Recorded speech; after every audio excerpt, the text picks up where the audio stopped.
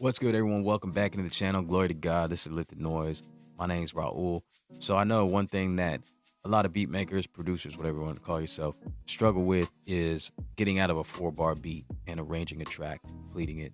So that's what I want to look at today, is creating an arrangement with the pattern sequencer and the SP-404 MK2 using a couple different features, 3 different features actually. And that's just using the copy function, using the pattern edit to delete full pads from your tracks, and then also using the erase mode to erase individual notes from certain sections of your track. So let's take a look at it right now. Okay, so here's my beat that is 4 bars long.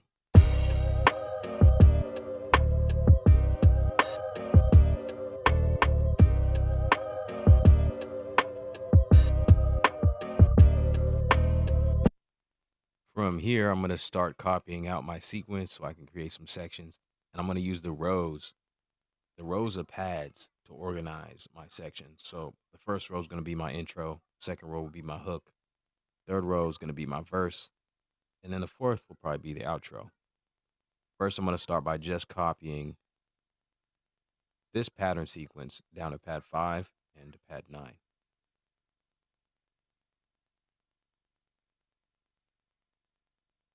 Now from here, I'm going to create an intro sequence by deleting everything but the main vocal sample and piano sample. So I'm going to go into the pattern edit. I'm going to select my pattern.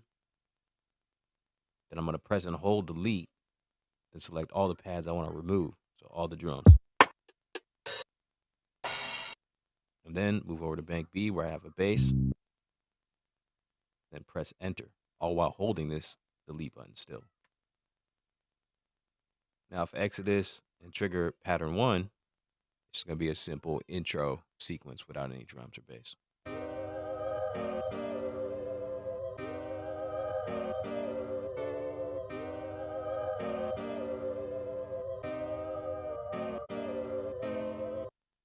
Now I want to move down to this row right here where I'm going to create my verse sections. And I'm going to do a similar process, but I'm just going to erase the vocal sample.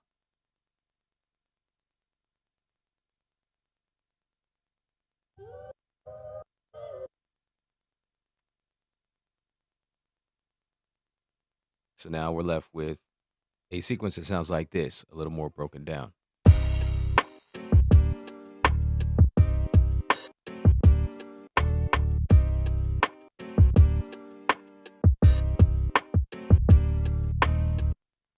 Okay, so from here, what I'm going to do with the intro sequence is add a reverse crash.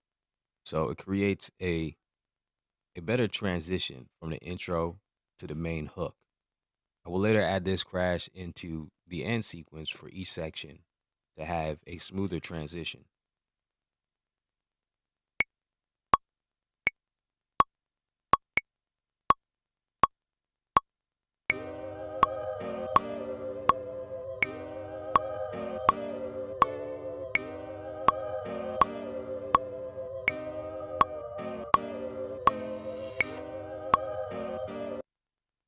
What I'm going to do now is do the same for my hook section and my verse section.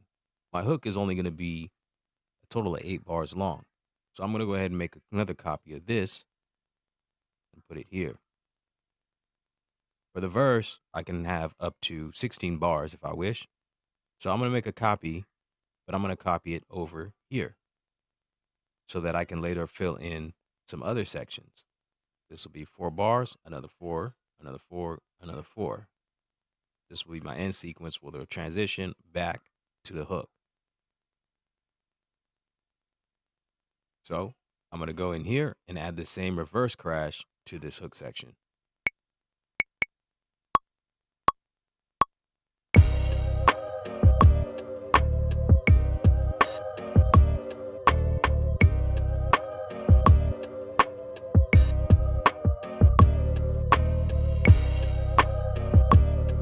Now I'm going to go in and do the same for the verse section on this pattern here.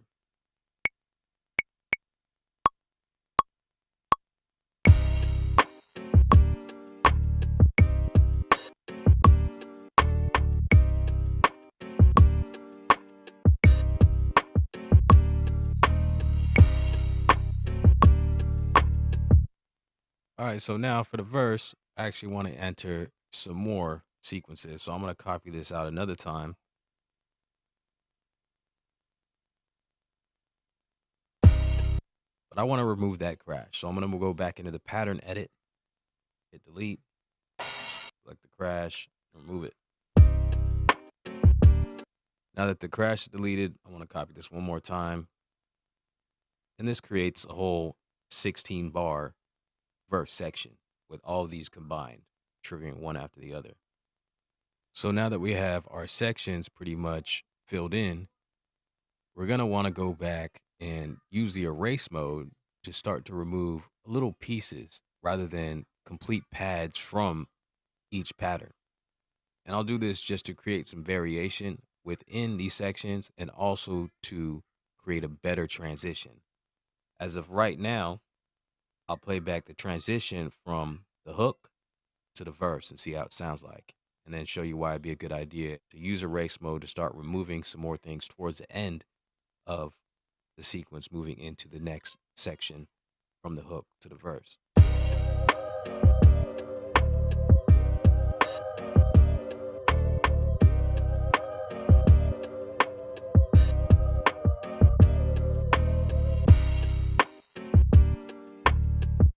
You hear the reverse crash and then it goes into the verse, but it's not so smooth.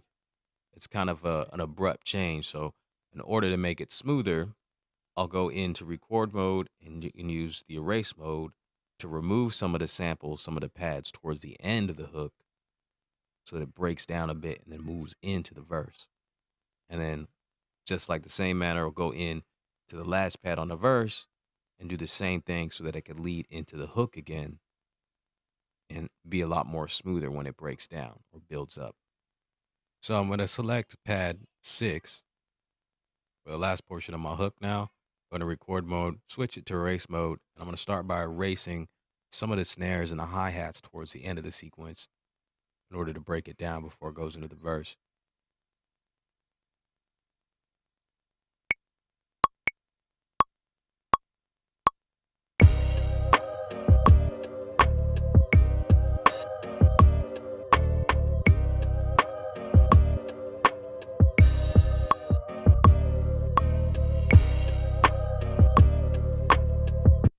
So I listened to the transition and I feel like I still want to remove some more stuff so it breaks down even better.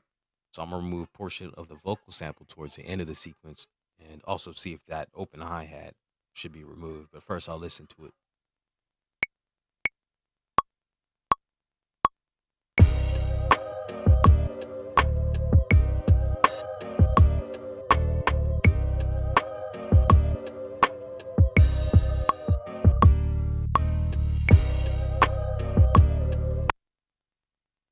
This is what it sounds like, transitioning from the end of that hook to the verse.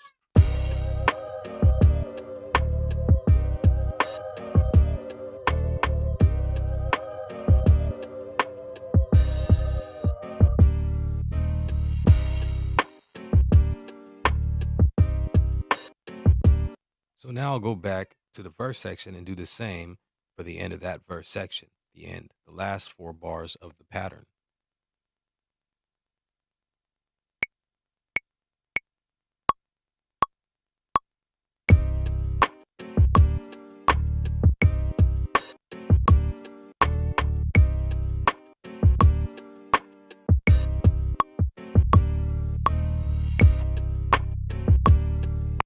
So this is what that sounds like, moving from the end of the sequence section back into the hook section.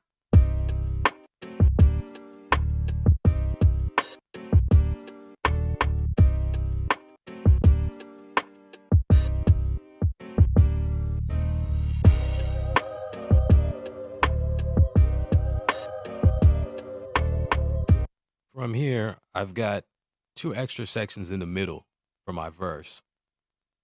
And I'll go back in here and just remove some kicks and snares just to add some slight variation to what's going on in my instrumental using erase mode again. So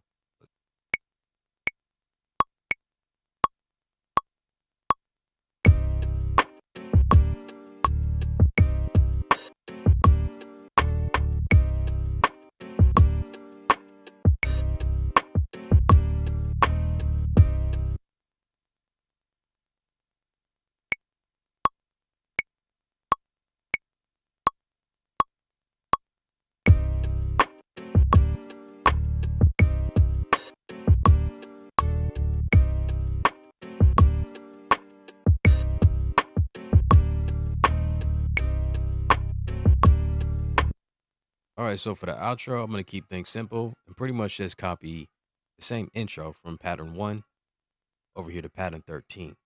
But I'm going to do it twice. Have it repeat so it's the same length of a hook.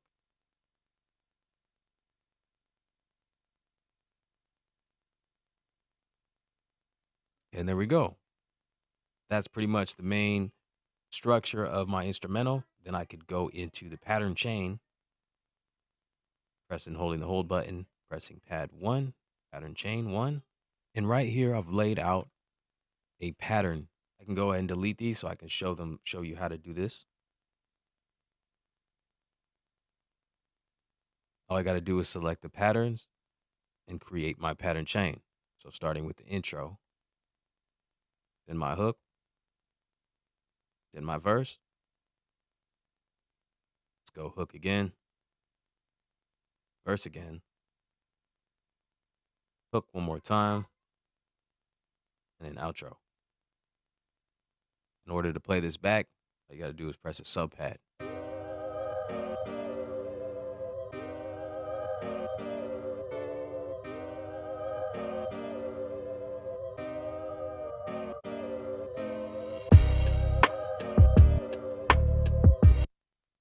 Now, if you do want to mix down your track, you can resample the pattern chain and have a whole 2-track instrumental with all your sections all laid out.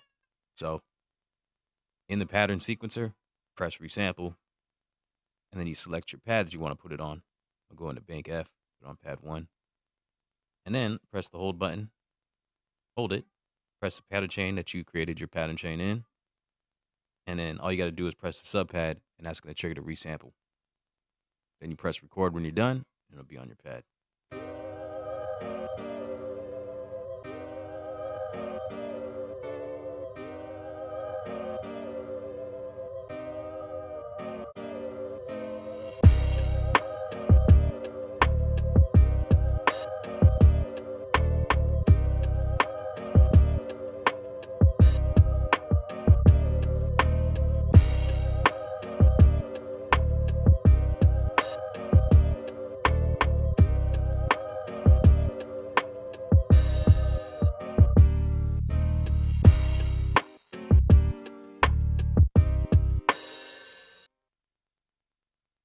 Here it is on the pad.